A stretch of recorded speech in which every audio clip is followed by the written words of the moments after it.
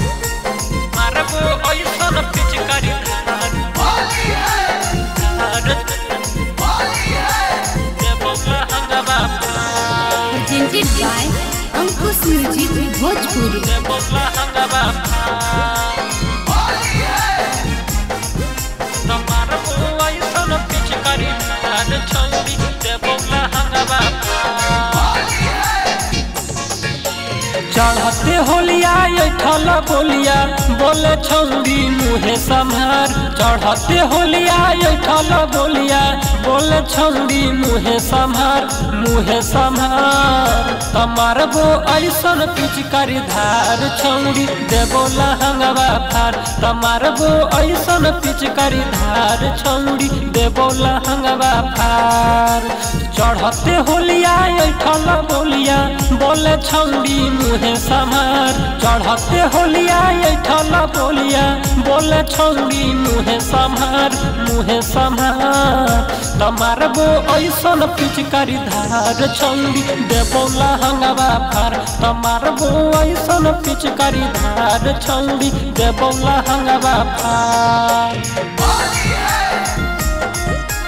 देबो लहंगवा फार देबो लहंगवा फार देबो लहंगवा फार हे छौरी चढ़ते फागुनवा छौरन के बिगड़ल हौ मन गे होलिया में रंग तो छौरी गोरा तोर बदन गे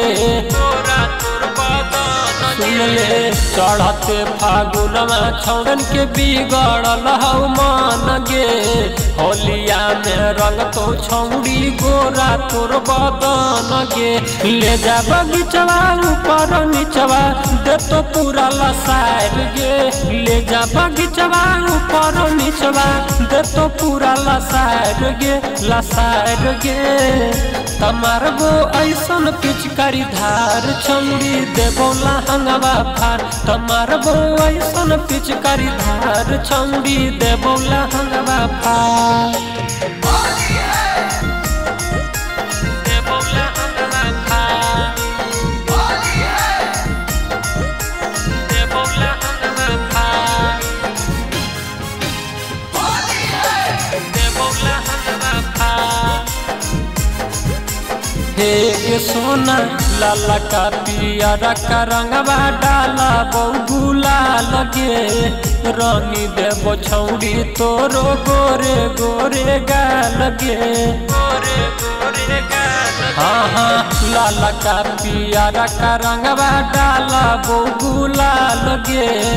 रानी देबो छौरी तोरे गोरे गोरे गा लगे बिरजा संतोषवा रंजित रूपे सवा कर तो सीमा पार गे बिरजा संतोषवा सुजित उमे सवा कर तो सीमा पार गे